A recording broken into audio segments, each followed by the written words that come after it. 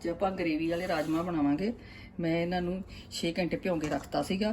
ਹੁਣ ਇਹ ਭੱਜ ਕੇ ਨਾ ਚੰਗੀ ਤਰ੍ਹਾਂ ਸਾਫ਼ ਕਰਕੇ ਤੇ ਇਹਨਾਂ ਨੂੰ ਕੁੱਕਰ ਵਿੱਚ ਪਾਤਾ। ਪਾ ਕੇ ਇਹਨੂੰ ਆਪਾਂ ਇਹਦੇ 'ਚ 5 ਗਲਾਸ ਪਾਣੀ ਪਾਵਾਂਗੇ। ਜੇ ਆਪਾਂ ਇਹਨੂੰ ਵਿਸਲ ਮਰਵਾਉਣੀ ਆ ਕੁੱਕਰ ਤੇ ਫਿਰ ਆਪਾਂ 4 ਗਲਾਸ ਪਾਣੀ ਪਾਵਾਂਗੇ। ਮੈਂ ਪਲੇਟ ਰੱਖ ਕੇ ਬੋਇਲ ਕਰਨਾ।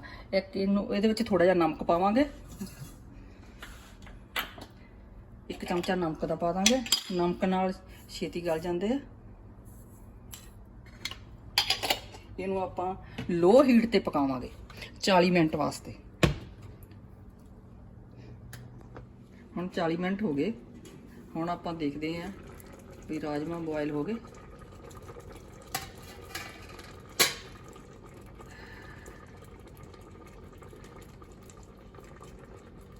ਰਾਜਮਾ ਬੋਇਲ ਹੋ ਗਏ।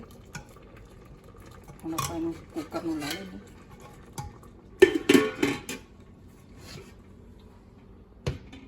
ਹੁਣ ਆਪਾਂ ਗ੍ਰੇਵੀ ਬਣਾਉਣੀ ਹੈ। ਗ੍ਰੇਵੀ 'ਚ 1 ਤੇਜ਼ ਪੱਤਾ ਪਾਵਾਂਗੇ, 2 ਲੌਂਗ, ਹਾਫ ਟੀ ਸਪੂਨ ਦਾਲਚੀਨੀ, 2 ਛੋਟੀਆਂ ਇਲਾਇਚੀਆਂ, ਲਸਣ, ਅਦਰਕ ਇਹਨਾਂ ਨੂੰ ਮੈਂ ਕੱਦੂਕਸ ਕਰ ਲਿਆ, 2 ਹਰੀਆਂ ਮਿਰਚਾਂ, 4 ਪਿਆਜ਼, 2 ਟਮਾਟਰ। ਮਸਾਲਾ ਬਣਾਉਣ ਲਈ ਪੈਨ ਗਰਮ ਕਰ ਲਿਆ। ਹੁਣ ਆਪਾਂ ਕੁਕਿੰਗ ਆਇਲ ਪਾਵਾਂਗੇ।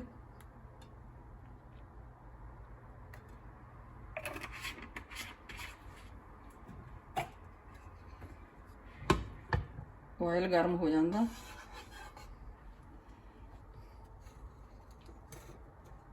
ਪਹਿਲਾਂ ਇਹਦੇ ਵਿੱਚ ਆਪਾਂ ਪਾਵਾਂਗੇ ਅੱਧਾ ਚਮਚਾ ਰਾਈ,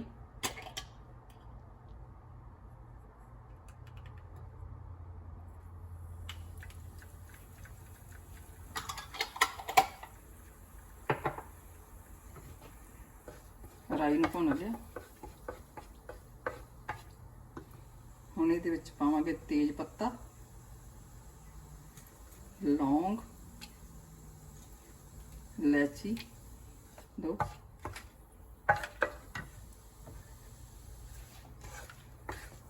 ਇਹਨਾਂ ਨੂੰ ਥੋੜਾ ਥੋੜਾ ਹਿਲਾਉਂਦੇ ਜਾਵਾਂਗੇ। ਹੁਣ ਇਹਦੇ ਵਿੱਚ ਪਾਵਾਂਗੇ ਆਪਾਂ ਲਸਣ ਦਾ ਪੇਸਟ,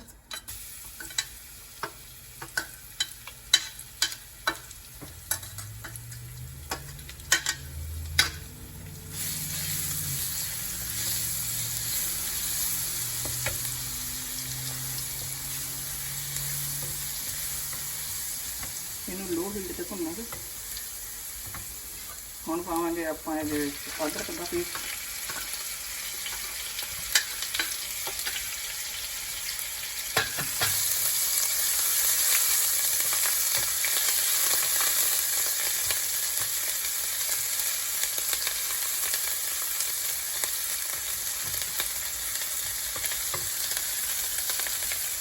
प्याज,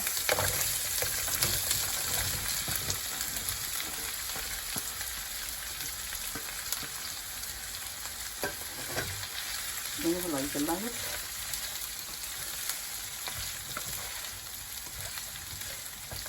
ਜਦੋਂ ਇਹ ਥੋੜੇ ਜਿਹੇ ਭੁੱਜ ਜਾਣਗੇ ਫਿਰ ਇਹਦੇ ਵਿੱਚ ਟਮਾਟਰ ਪਾਵਾਂਗੇ। ਇਹਨੂੰ ਆਪਾਂ 2 ਮਿੰਟ ਵਾਸਤੇ ਭੁੰਨਾਂਗੇ। ਹੁਣ ਪਿਆਜ਼ 2 ਤੋਂ 3 ਮਿੰਟ ਭੁੰਨ ਲਿਆ, ਇਹਨਾਂ ਦਾ ਕਲਰ ਚੇਂਜ ਹੋ ਗਿਆ। ਹੁਣ ਆਪਾਂ ਇਹਦੇ ਵਿੱਚ ਪਾਵਾਂਗੇ ਟਮਾਟਰ,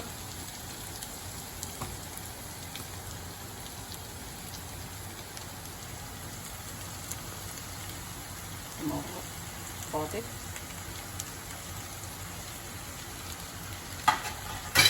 ਇਹਨੂੰ ਆਪਾਂ ਇਹਦੇ ਵਿੱਚ ਹੌਲੀ ਹੌਲੀ ਮਿਲਾਵਾਂਗੇ।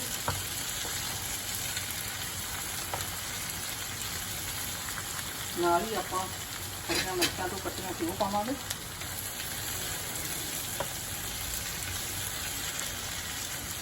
दालचीनी पाउडर,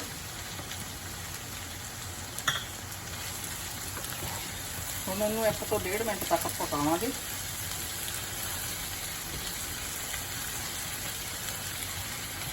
1.5 मिनट हो गया, ग्रेवी का समान भुज चुका। हम इनू आप ठंडा करने 5 मिनट रखांगे, ਫਿਰ ਆਪਾਂ ਇਹਨੂੰ ਮਿਕਸੀ 'ਚ ਗ੍ਰਾਈਂਡ ਕਰਾਂਗੇ। ਸਮਾਨ ਠੰਡਾ ਹੋ ਗਿਆ, ਹੁਣ ਇਹਨੂੰ ਆਪਾਂ ਗ੍ਰਾਈਂਡ ਕਰਾਂਗੇ।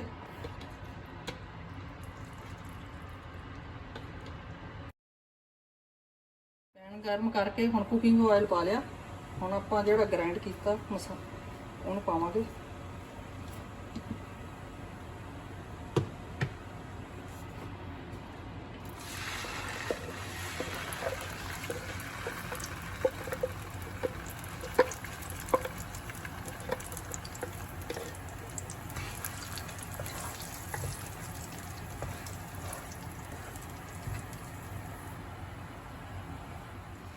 ਹੁਣ ਆਪਾਂ ਇਹਦੇ ਵਿੱਚ ਪਹਿਲਾਂ ਨਮਕ ਪਾਵਾਂਗੇ। 1 ਚਮਚਾ ਨਮਕ ਪਾਵਾਂਗੇ। 1 ਚਮਚਾ ਨਮਕ ਆਪਾਂ ਪਹਿਲੇ ਪਾਤਾ ਸੀਗਾ ਜਦੋਂ ਆਪਾਂ ਬੋਇਲ ਕੀਤਾ ਸੀ, ਧਿਆਨ ਰੱਖਣਾ। ਹਲਦੀ ਥੋੜੀ ਜਿਹੀ ਪਾਵਾਂਗੇ, ਅੱਧਾ ਚਮਚ। ਕਸ਼ਮੀਰੀ ਮਿਰਚ ਪਾਵਾਂਗੇ 1.5 ਚਮਚ।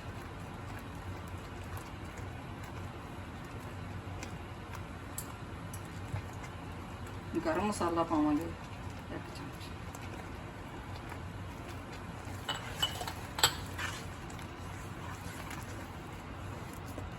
ਹੁਣ ਆਪਾਂ ਇਹਨੂੰ 3 ਮਿੰਟ ਵਾਸਤੇ ਭੁੰਨਣ ਵਾਸਤੇ ਰੱਖ ਦਾਂਗੇ।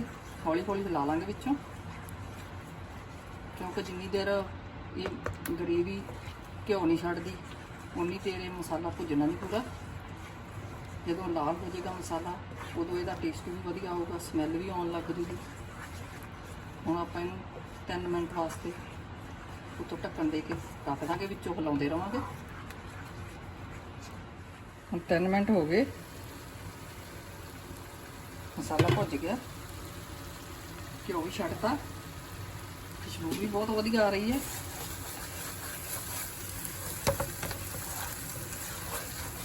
ਹੁਣ ਇਹਦੇ ਵਿੱਚ ਆਪਾਂ ਰਾਜਮਾ ਪਾਵਾਂਗੇ।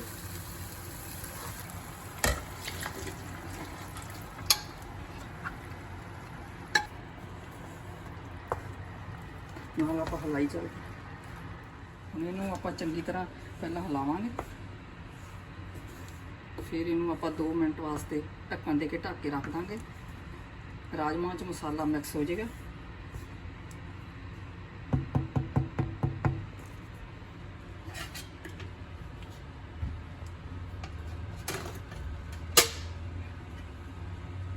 ਮਿੰਟ ਹੋ ਗਏ, ਰਾਜਮਾ ਤਿਆਰ ਹੋ ਗਏ। ਹੁਣ ਇਹਦੇ ਵਿੱਚ ਆਪਾਂ ਸੁੱਕੀ ਮੇਥੀ ਪਾਵਾਂਗੇ। ਤੁਸੀਂ ਧਨੀਆ ਪਾਉਣਾ ਧਨੀਆ ਵੀ ਪਾ ਸਕਦੇ ਹੋ।